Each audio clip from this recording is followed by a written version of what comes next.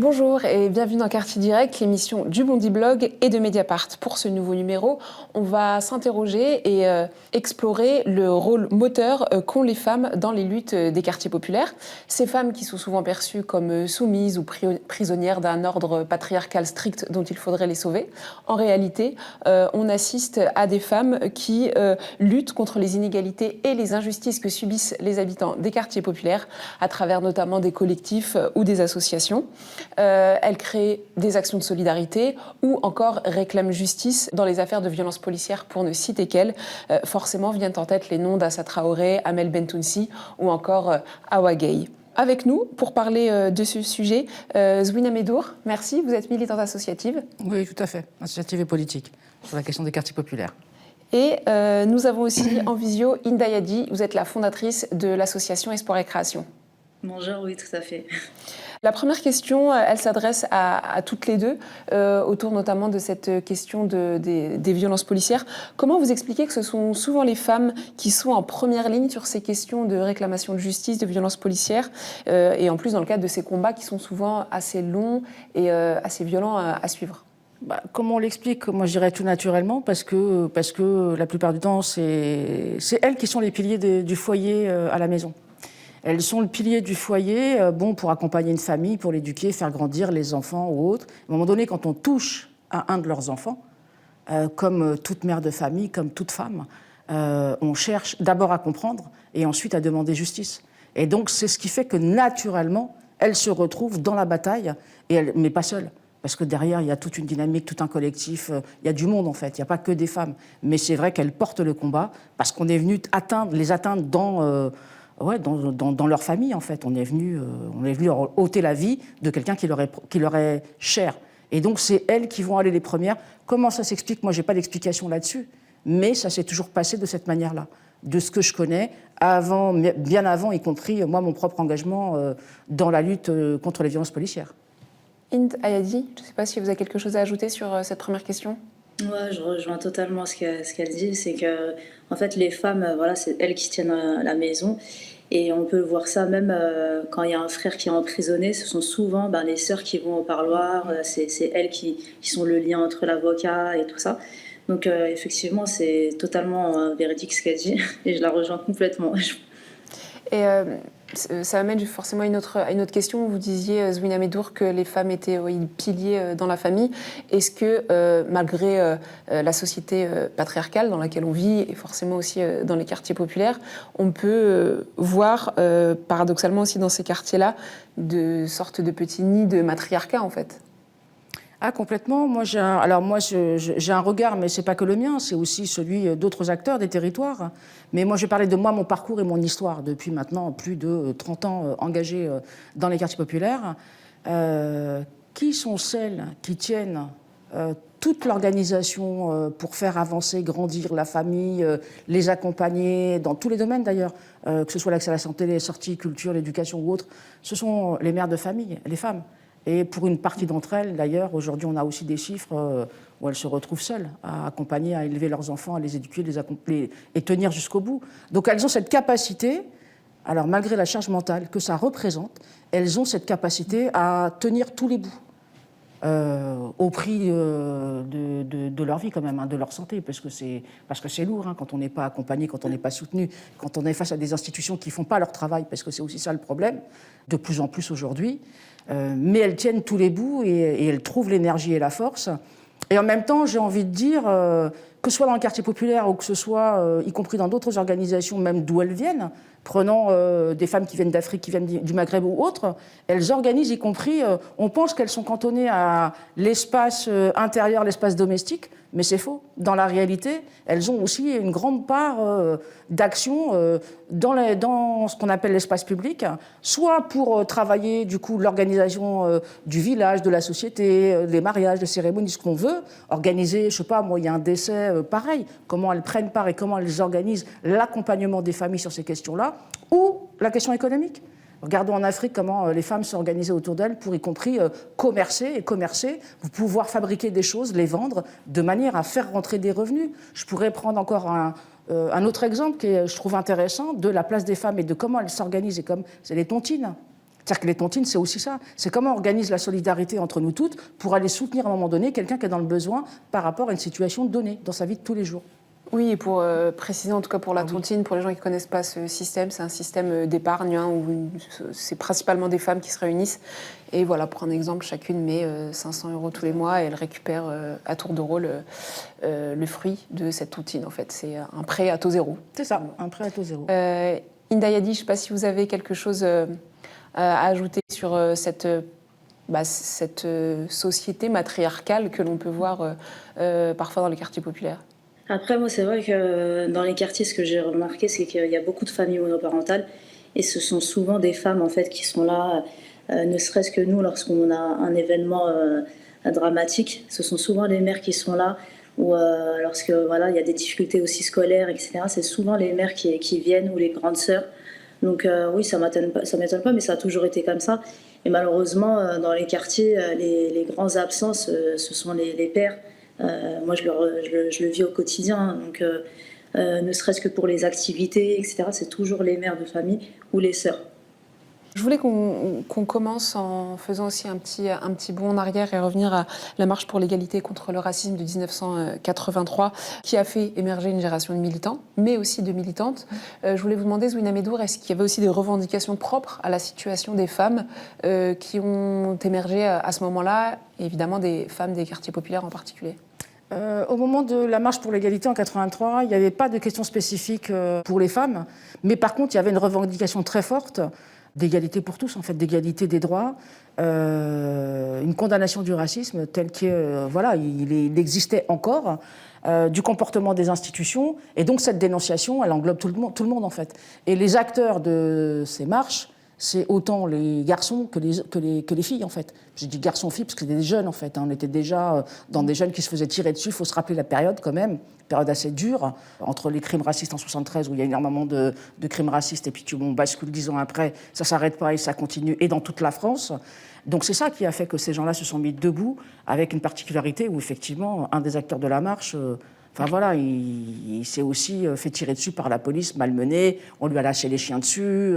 Bon voilà, c'est cette histoire. Donc les femmes étaient autant présentes que les hommes pour demander un changement de société et revendiquer une place à part entière dans cette société qui refusait toujours de les admettre et de considérer qu'ils en faisaient partie.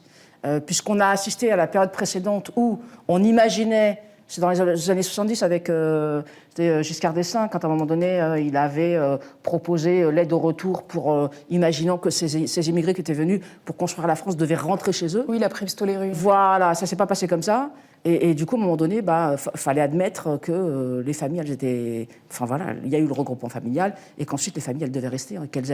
Et que les jeunes générations qui arrivaient sont venues dire, mais nous, en fait, ici, c'est chez nous, en fait. Donc on ne repartira pas d'ici. Donc voilà, c'est un peu tout ce message-là.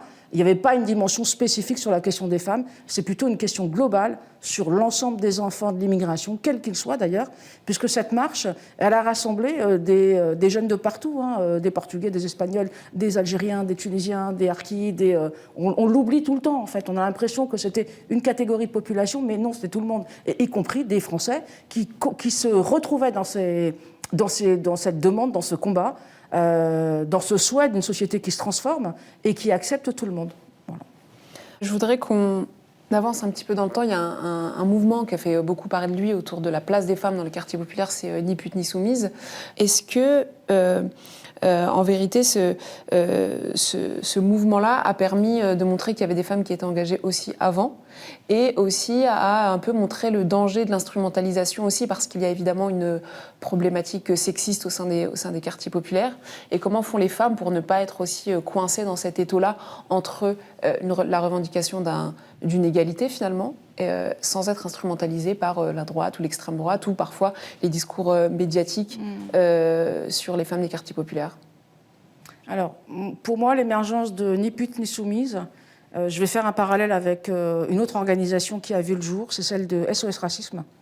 Et c'est le Parti socialiste, en fait, qui a créé de toutes pièces cette organisation pour faire en sorte que les marcheurs qui commençaient à s'organiser disparaissent. Voilà. Et donc, on a créé SOS Racisme avec la petite main, touche pas à mon pote, où, encore une fois, il y a une vision paternaliste, où donc, c'est donc celui qui s'inscrit dans ce mouvement SOS Raciste qui va se préoccuper du devenir de son ami en disant « tu touches pas à mon ami ». Bon, donc, l'ami en question, il n'est pas capable de s'organiser tout seul. C'est ça que ça vient dire, SOS. Ni pute ni soumise, c'est ma vision, hein, c'est mon analyse. Hein, donc, c'est la même chose, c'est la création de toutes pièces de cette organisation par le Parti socialiste, de manière à taper un peu plus sur les quartiers populaires, et donc en essayant de créer une division entre les hommes et les femmes, laissant penser que dans les quartiers populaires, ceux qui auraient la palme de la violence vis-à-vis des femmes, ce seraient les jeunes garçons des quartiers. Donc, enfin, je fais partie de celle, mais je ne suis pas la seule, et on a été très nombreux à rejeter en bloc cette vision, parce que là, on est dans du manichéisme pur et dur, considérant que, du coup, dans les quartiers, ces populations issues de l'immigration cultivent en elles un terreau de violence innée des garçons pour taper sur les femmes. Non, non, ils sont à l'image de toute la société. Et donc, la société, la question de la violence, elle est réelle. Prenons nos parlementaires à l'Assemblée ou au Sénat, ou la manière dont ils ont, les hommes, parfois, et il y a eu des épisodes assez marquants là-dessus, d'interpeller les femmes quand elles prennent la parole. C'est tout, il n'y a pas besoin d'aller loin, en fait. Donc ils ne sont que la reproduction d'une société dans laquelle on est, qui doit se débarrasser de ces histoires de domination pour permettre à chacun de s'épanouir et d'avancer. Et ni pute ni soumise est venue salir, parce que pour le coup, nous on a pris la défense des garçons. En disant, mais attendez, parce que c'est une vérité en fait. C'est pas tous des violents, c'est pas tous des dominateurs, c'est pas tous. Ils sont à l'image de toute cette société en fait, ni plus ni moins. Et est-ce que ça rend difficile justement le fait de dire et du coup de parler en fait d'inégalités hommes-femmes dans les quartiers qui peuvent exister ou des questions de sexisme? Paradoxalement, moi, j'ai jamais rencontré aucune difficulté avec qui que ce soit, vraiment, hein, y compris avec les garçons. Enfin, j'ai tout le temps eu des échanges avec eux sur ces questions-là, sur ces sujets, sur dire à un moment donné, mais peut-être que la manière dont tu l'as interpellé, dont tu lui parles, c'est pas correct, tu devrais faire autrement. Enfin, honnêtement, de tout mon parcours, que ce soit un parcours militant, associatif, ou d'engagé, ou dans le quartier avec les gens, très sincèrement, je n'ai jamais rencontré ce type de problématique. Enfin, la discussion est possible, on peut avancer, on peut réfléchir, on peut se dire les choses en bonne intelligence, en fait. Voilà. Et après, il y a aussi, comme partout, des petites minorités irréductibles avec qui rien n'est possible, parce que, voilà, il faut que la personne elle travaille sur elle-même. Oui, à l'image de la société, finalement. Mais voilà, c'est ça, c'est pas différent, en fait. Il y a une minorité bruyante, malheureusement, qui est tout le temps là à nous stigmatiser. Et ni pute ni soumise, malheureusement, elles ne nous ont pas fait du bien dans les quartiers. Elles sont arrivées avec plein de clichés. Au départ, j'avais le sentiment que c'était quelque chose de positif. Moi, j'étais jeune quand ils ont lancé le mouvement. Et après, ça a été abattre les mecs de cité, quoi. Donc, comme elle le dit Zouina, une femme dans le quartier, elle vit la même chose qu'une femme lambda qui vit ailleurs. Il y a des comportements sexistes, il y en a partout, mais c'est pas le quartier en fait qui fait en sorte que tel mec va draguer une fille de telle sorte, l'insulter, etc. C'est vraiment c'est la société qui veut ça, malheureusement. Et comme a dit Zouina, moi j'ai bizarrement beaucoup de gars qui me respectent et tout ça. Bien évidemment, j'ai rencontré des mecs où ils parlaient pas correctement, etc. et tout ça. Mais je me reconnais absolument pas, et je reconnais absolument pas les gars des quartiers qu'elle cite en fait. Et vraiment, ça a été des femmes qui étaient là avec plein de clichés, et ça continue de stigmatiser en fait les quartiers, et les mecs qui se sont pris plein la gueule, quoi. Et en plus, ça n'empêche pas les femmes de prendre le pouvoir, vu qu'on voit que c'est elles qui sont au moteur de lutte en fait. Complètement. Ouais. Les femmes ont toujours pris le pouvoir là où elles étaient. Ce qui fait qu'on en parle peu et qu'on ne les voit pas, c'est simplement que ça n'intéresse pas la société, en fait, de les montrer, de montrer ce qu'elles font, de montrer comment elles agissent, de montrer ce sur quoi elles agissent. Ou alors on va les montrer toujours que d'une certaine manière, c'est sur les questions, allez, un atelier cuisine, elles ont fait un couscous pour la soirée de je sais pas quoi. Oui, certes, elles ont des dons culinaires, il n'y a pas de problème là-dessus. Mais elles ont aussi d'autres capacités éminemment importantes sur lesquelles on ne vient pas les regarder, et pourtant elles font des choses extraordinaires. Je vais prendre un exemple tout bête. Une école dans un quartier, elle a un problème parce qu'on va lui supprimer une classe. Le directeur d'école, il va s'adresser aux parents d'élèves. Et il va dire, voilà, demain, il est important qu'on fasse une mobilisation pour pouvoir exiger de l'inspection académique qu'elle ne ferme pas la classe parce que vos enfants vont en pâtir.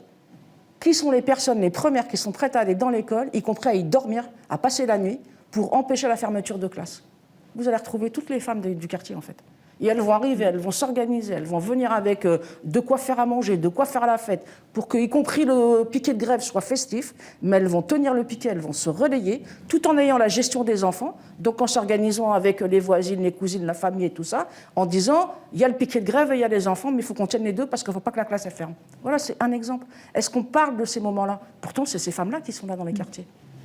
Vous, Youna Vidor, vous avez parlé de ces mouvements-là, de ces luttes-là, notamment au Blanc-Ménil.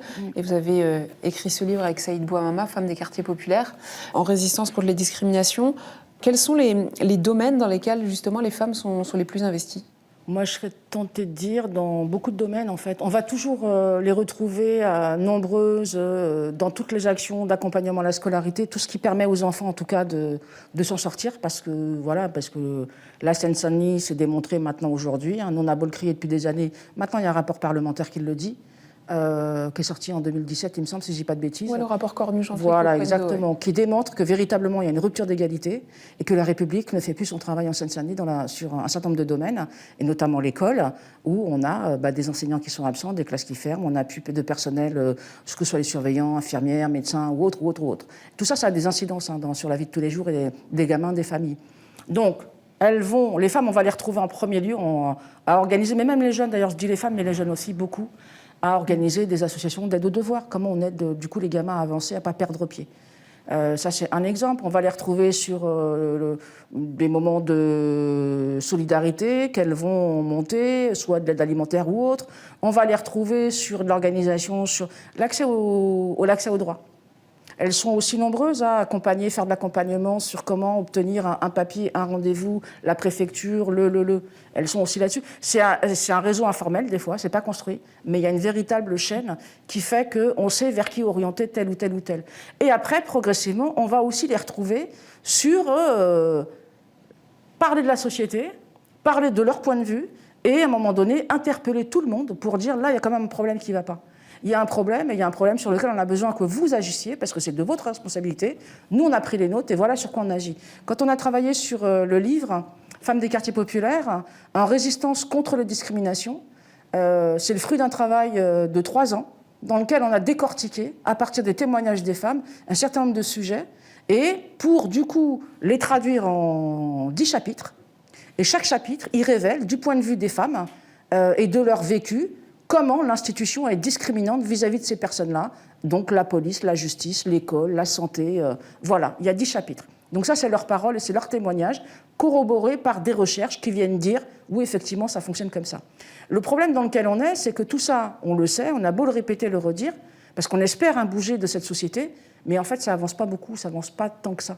C'est ça, en fait, qui est triste. C'est à un moment donné, qu'est-ce qu'il faut faire pour agir? Donc on continue à parler, on continue à prendre la parole, on continue à donner nos points de vue, on continue à dire que ça n'est pas possible, mais en même temps, ça n'avance pas. Si je prends un autre exemple, le bruit du monde m'est rentré dans l'oreille. C'est pareil, c'est le fruit d'un travail avec des femmes pendant 3 ans, où le texte elle a été complètement écrit par elles, et en fait, la pièce, du coup on a créé une pièce de théâtre, se joue à l'Assemblée nationale. C'est politique, ça. C'est complètement politique. Donc les femmes sont aussi sur des sujets politiques. Et donc, de l'Assemblée nationale, elles viennent parler à tout le monde pour dire il y a un problème, en fait. Il y a des choses qui vont, mais il y en a qui ne vont pas. Comment on agit sur celles qui ne vont pas? Oui, en lanceuse d'alerte. Tout à fait, tout à fait. Inda Yedi, vous, à Garges-les-Gonesse, vous avez mené plusieurs actions dans différents quartiers, mais récemment, c'est un événement assez tragique qui vous a fait lancer une tribune pour appeler le gouvernement à agir contre les rixes entre jeunes qui engendrent évidemment beaucoup trop de morts. Pourquoi et comment, en fait, vous avez décidé d'agir et de militer dans votre quartier? En fait, moi, au départ, je suis décoratrice de métier, donc j'habitais plus dans le quartier. Et quand j'arrivais, je voyais souvent les mamans ou des personnes mes voisins, comme mes anciens voisins, qui me disaient ouais, j'aimerais bien faire de la déco, mais ça coûte cher et tout ça. Du coup, je me suis dit ouais, ça serait bien que je m'implique, mais j'étais même pas dans le truc d'être militante. Ou je me suis dit juste ouais, ça m'embête en fait que voilà, aujourd'hui, je ne puisse pas proposer ce que j'aime faire aux banlieusards, entre guillemets. Et quand j'ai commencé à mener mes ateliers, ben, je parlais beaucoup, en fait, c'était principalement des mamans, et on parlait de toutes les problématiques. Et en fait, les problématiques, c'était celles que j'avais vécues, que j'ai connues dans le quartier. Et ça c'est venu au fur et à mesure, en fait. Et la jeunesse, pareil. Donc je me rendais compte que ça n'avançait pas. Ce que j'ai vécu, ce que mes frères avaient vécu, bah, les jeunes le vivaient et tout ça encore. Et du coup, je me suis impliquée vraiment comme ça, de manière informelle. Quand vous dites ce que j'ai vécu et ce que mes frères ont vécu, pardon, c'était quoi exactement? Bah, la misère sociale, les violences policières, les conseillères de désorientation encore qui existaient. Donc je me disais, mais c'est pas possible en fait, on n'avance pas en fait. Et du coup, c'est venu vraiment comme ça sur le tas. Et oui, effectivement, malheureusement, nous, on a vécu beaucoup de drames, principalement dans mon quartier, à la Muette, beaucoup de décès, principalement des jeunes. Et à un moment donné, j'ai rassemblé tous ces jeunes et je leur ai dit, on fait quoi maintenant? Alors que moi, c'était vraiment pas mon corps de métier à la jeunesse, hein. Et j'avais juste mon expérience du quartier et je me suis dit, on fait quoi? Et je les ai réunis et du coup, on a commencé à mener pas mal de projets. Et en réalité, les problèmes, c'était toujours les mêmes. C'était les problèmes d'insertion, les problèmes liés à l'éducation, à la violence, etc. Donc, on a mené pas mal de projets. Et la violence, c'est quelque chose de récurrent, malheureusement, dans nos quartiers. L'ennui aussi fait que les jeunes, bah, voilà, quand ils s'ennuient, bah, malheureusement, voilà, ils délinquent, entre guillemets, comme on dit, et tout ça. Et ils se retrouvent à être dans des difficultés. Et du coup, voilà, ça s'est fait vraiment de manière naturelle et progressive. Et à un moment donné, on a mené tellement d'actions de lutte contre les violences juvéniles. Et je me dis qu'on continue. Mais aujourd'hui, c'est que le bilan, c'est qu'il y a de plus en plus de morts dans nos quartiers et que la violence et les morts aussi chez les jeunes, ça s'est banalisé. Et je trouve que c'est pas normal. C'est qu'aujourd'hui, nous-mêmes, on accepte en fait de se dire que, ben oui, aujourd'hui, tel jeune est mort, ça fait une des médias, parfois ça passe inaperçu et on accepte ça. Et donc d'où la tribune, parce qu'à un moment donné, je me suis dit non, j'en ai ras-le-bol. Moi, j'ai commencé il y a 10 ans en arrière à m'occuper de ces jeunes, parce qu'il y avait un jeune de mon quartier qui s'appelle Kamel, paix à son âme, qui est décédé en accident de moto, et j'ai rassemblé tous ses potes.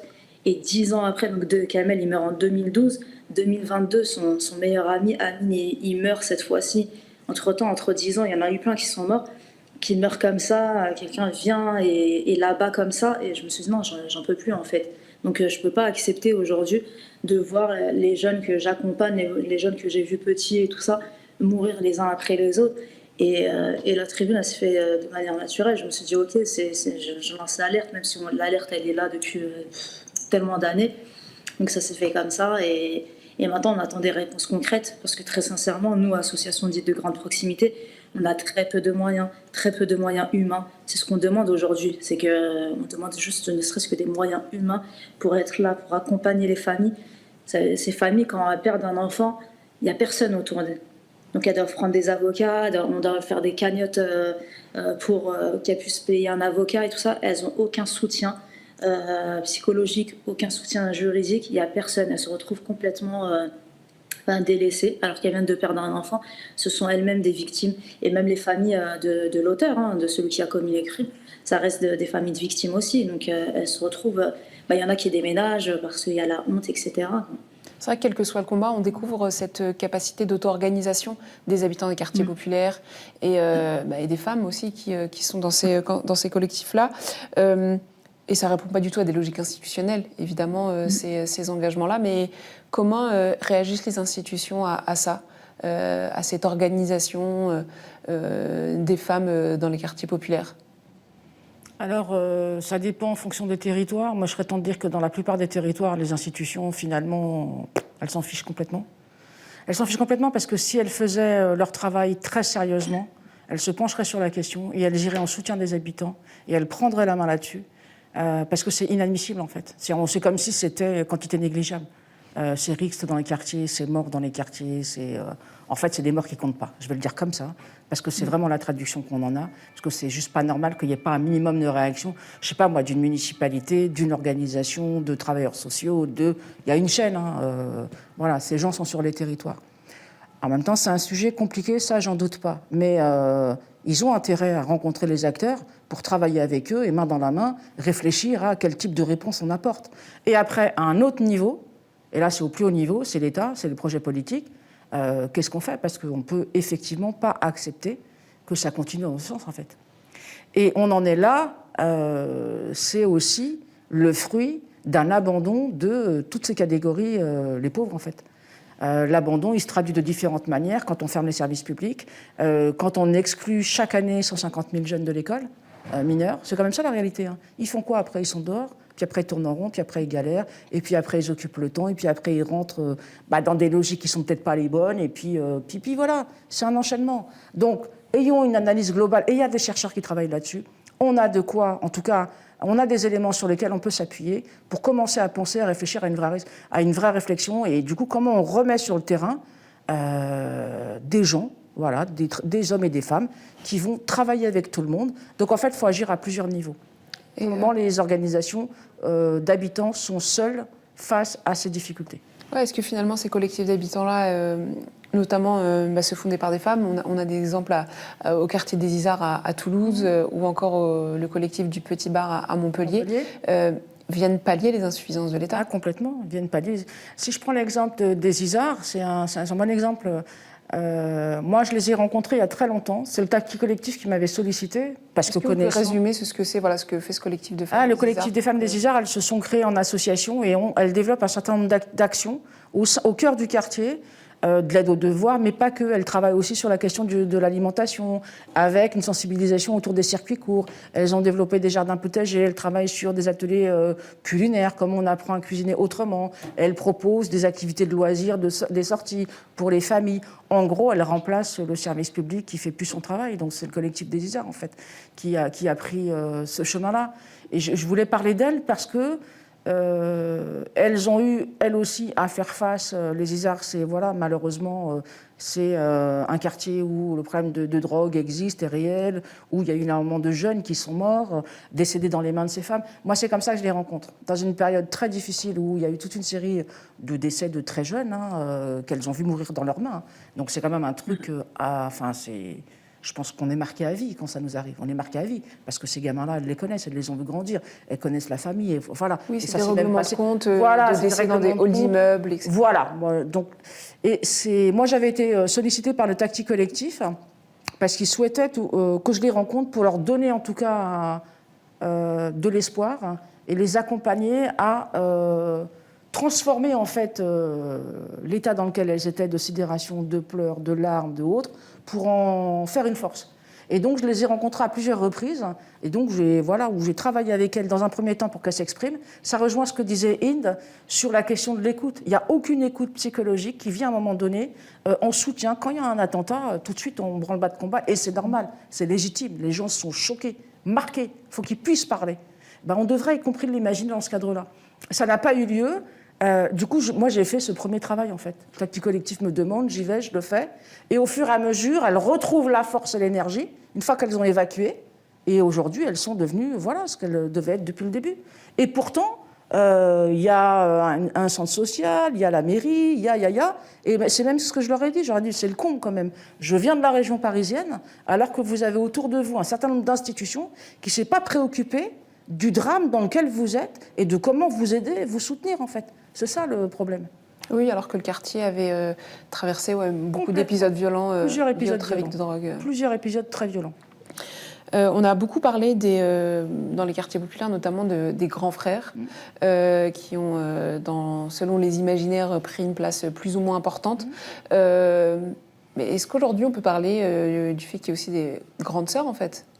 Alors on pourrait, mais alors du coup, moi c'est pas mon vocabulaire parce que la question des grands frères, c'est pareil, c'est un vocabulaire qui vient de l'extérieur pour aller dire il y a aussi des grands frères qui ont la main mise sur les autres. Ça peut être en positif comme en négatif. Tout à fait, mais bon, il y a une logique derrière qui moi me. Mais bon, après c'est lié à quand ça a émergé ces termes-là. Mais pour moi, ce que je veux dire, c'est que peut-être aujourd'hui on regarde les territoires autrement et on commence à s'apercevoir que des femmes sont présentes et qu'elles sont actrices, qu'elles sont actives, qu'elles impulsent, qu'elles accompagnent et qu'elles dynamisent un certain nombre de choses, mais ça l'était déjà auparavant. Donc la vraie question, c'est pourquoi c'était invisible avant et aujourd'hui ça devient visible. Il ne faudrait pas que ça devienne visible au détriment des garçons. Moi j'ai toujours une peur. Parce que les garçons sont toujours présents, je le dis, ils sont toujours présents, et on travaille ensemble et on agit ensemble. Même si après, chacun a des spécificités, mais en tout cas, on est ensemble. Il n'y a pas une concurrence, il n'y a pas... Et surtout, il y a une étude de l'Observatoire des inégalités qui montre que dans les quartiers populaires, le diplôme protège plus les femmes que les hommes. C'est-à-dire qu'à un niveau égal, à un bac +5, une femme aura davantage de chances d'obtenir un travail qu'un homme. Est-ce que cette meilleure insertion sociale des femmes joue dans l'engagement qu'elles vont avoir, associatif ou militant? Ça peut jouer, mais ce n'est pas le seul critère, parce que moi, je connais énormément de femmes qui n'ont pas du tout ce parcours scolaire, qui n'ont aucun diplôme, et qui, pour autant, sont très engagées, très actives, et ont un niveau de réflexion, une connaissance, une expertise. Je pense que même celles qui sont surdiplômées, voilà, elles seraient étonnées. Voilà, si on arrêtait de regarder sous l'angle du diplôme. Voilà. Parce qu'après, ce qui compte, c'est ce que tu as fait de ton histoire, en fait. Est-ce que tu as eu la capacité d'analyser, de faire un retour sur soi, de comprendre, d'échanger avec d'autres? C'est ça, en fait, qui est intéressant. Et qu'il n'y a pas que l'école qui nous donne cette formation. Moi, je viens d'une autre histoire qui n'est même pas celle du coup, moi, l'école, c'est pas par là que j'ai appris.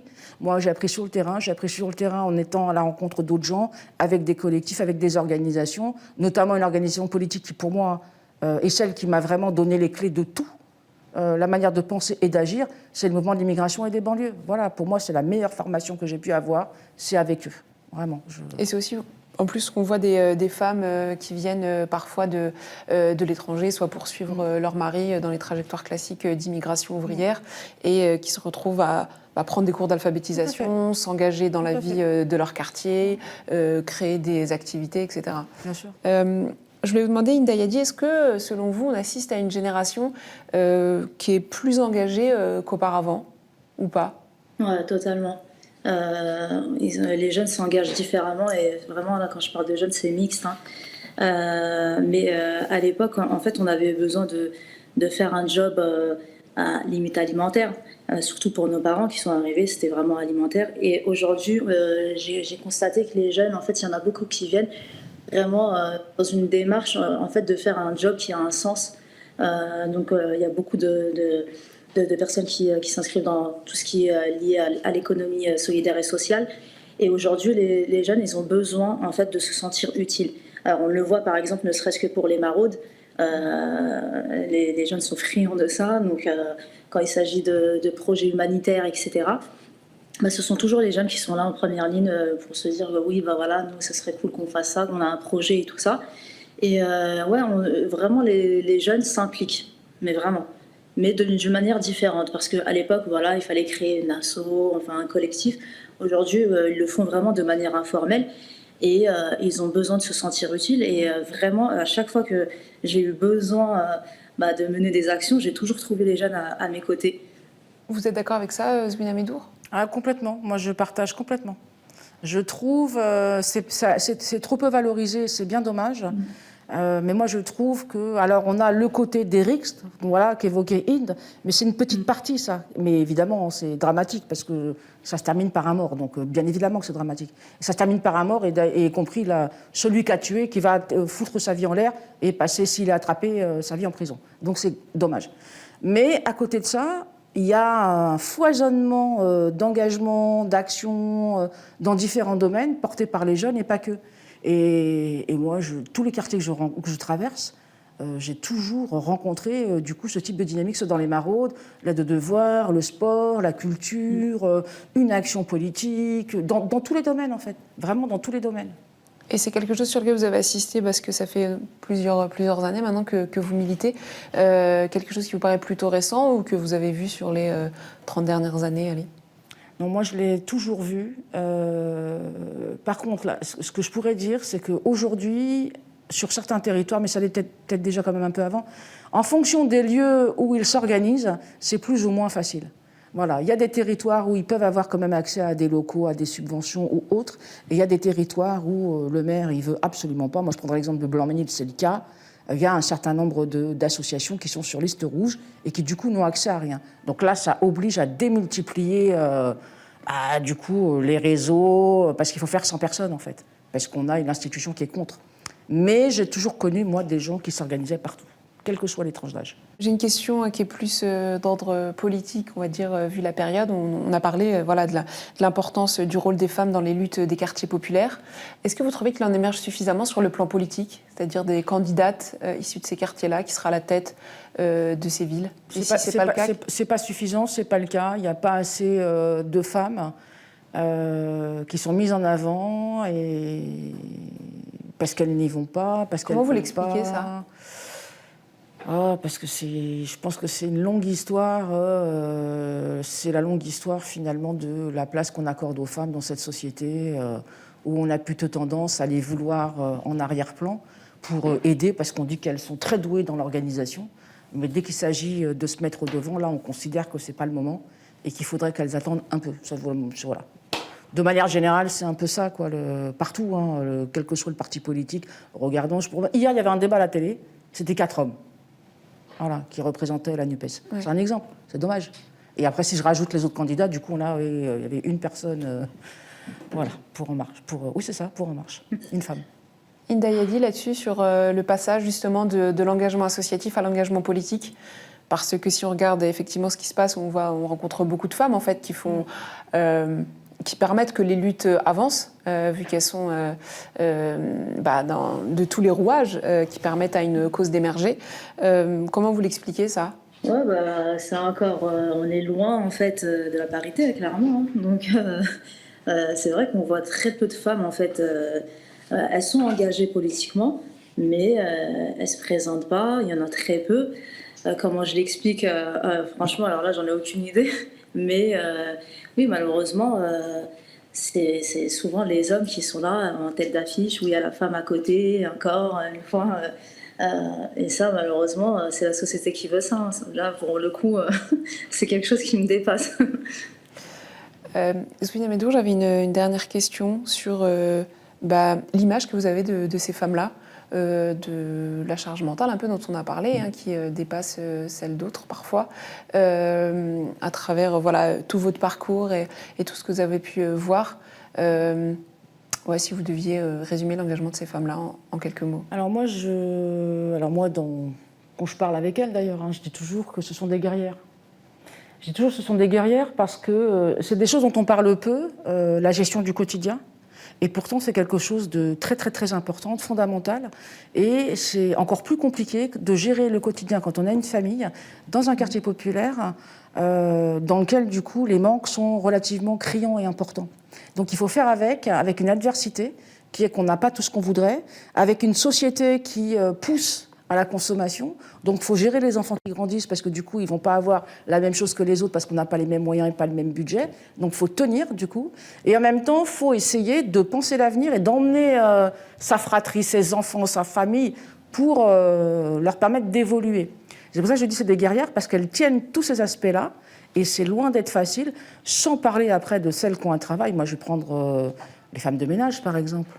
Femmes de ménage qui bossent dans ces sociétés sous-traitantes, dans les hôtels. Il y a le combat de Rachel Keke, là, qui était extraordinaire, qu'elle a mené, qu'elle a gagné, où on voit, nous, les horaires où elles partent très tôt le matin, 4 heures du matin, donc elles laissent les enfants tout seuls. Parce qu'après, il y a un discours politique sur ces femmes qui abandonnent leurs enfants, qui les laissent seuls. Non, c'est la société, à un moment donné, qui ne réfléchit pas et qui fait que pour 700 €, oui, elles laissent, mais parce qu'elles n'ont pas le choix, il faut nourrir la famille. Et donc, c'est pour ça que je dis que ce sont des guerrières. Parce que malgré tout, elles tiennent le travail, elles tiennent la maison et elles tiennent y compris l'espace public en poursuivant, en essayant d'agir dans l'intérêt collectif. Voilà, que ce soit une école, le soutien scolaire, je sais pas moi, un acte de solidarité dans un quartier parce qu'il y a eu un événement grave, un coup de main, une voisine. Ça, moi, je le vois tous les jours. Ouais, vraiment, pour moi, ces femmes, ce sont vraiment des soldats. Et je l'ai vu récemment, ne serait-ce qu'avec la mère de Amine, père son âme. Et j'ai vu plusieurs mères perdre leurs enfants. Et elles sont là, elles tiennent debout, elles ne les abandonnent pas. Et vraiment, perdre son enfant, je suis moi-même maman, je crois que c'est ce qui peut nous arriver de pire, je crois, c'est sûr. Et elles tiennent debout, en fait. Et il n'y a aucune personne qui peut avoir autant de force qu'une mère. C'est elle qui porte son enfant et le perdre et tout ça. Et ne serait-ce que lorsqu'il y a des événements dramatiques ou festifs, elles sont tout le temps là, elles lâchent pas, elles abandonnent pas, c'est elles qui sont là, qui cuisinent, c'est elles qui font tout, elles font tout le job en fait. Et vraiment, moi je salue ces femmes parce qu'on en a besoin. et elles méritent vraiment d'être mises en valeur encore plus, parce que ça reste quand même des femmes invisibilisées malheureusement. J'espère qu'aujourd'hui, on aura contribué à un peu visibiliser leur trajectoire et leur lutte grâce aussi à vos engagements respectifs, Hinda Yadi et Zouina Medour. On va retenir le mot guerrière, je pense qu'il est assez important. Merci beaucoup à toutes les deux d'être venues parler de ce sujet important. Merci à vous de nous avoir suivis et à bientôt pour un nouveau numéro de Quartier Direct, l'émission du Bondi Blog et de Mediapart.